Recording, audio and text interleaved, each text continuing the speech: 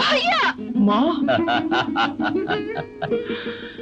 নিজেকে তুই বেশি বুদ্ধিমান মনে করেছিলি, এবার দেখ কে বেশি বুদ্ধিমান। কে? এই, বলে ফেল সবগুলোকে।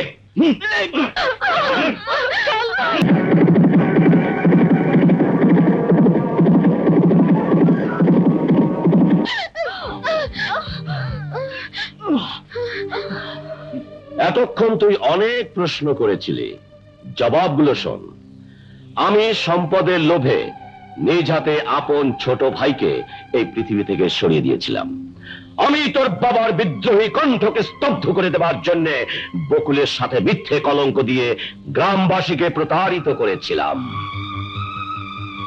মিথ্যে খুনের মামলায় জড়িয়ে রাহাতের হত্যাকারী হিসেবে তোর বাবাকে জেলে পাঠিয়ে তোদেরকে গ্রাম ছাড়া করেছিলাম। কিন্তু সেদিন যে ভুল আমি করেছিলাম, আজ আর তা করব না। Just in time.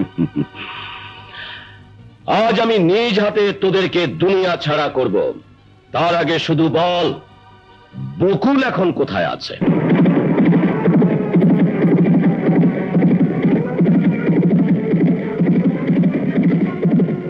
না সালমান, না, বকুলের ঠিকানা তুই দিবি না। ভুল বুঝে যে বকুলকে দূরে ঠেলে দিয়েছিলাম, আজ বুঝতে পারছি সে মানুষ হিসেবে আমাদের চেয়ে অনেক বড়। ও তাই নাকি?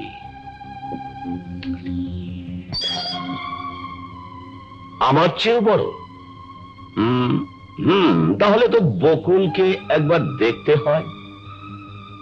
বল বকুলের ঠিকানা কি? বল বকুলের ঠিকানা কি? বল।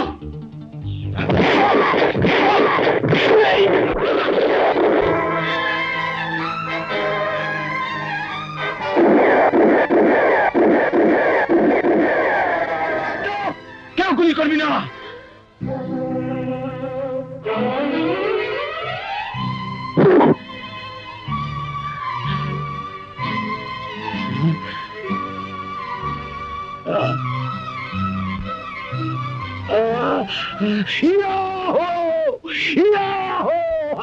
আরে আরে, তোরা কাকে মারতে যাচ্ছিস? আমাকে মার, তবু ওকে মারিস না। ওকে মারিস না। বন্দুক নামা, বন্দুক নামা, বন্দুক নামা। যে বকুল আমার লোকদের হত্যা করেছে, এ তো সে বকুল না।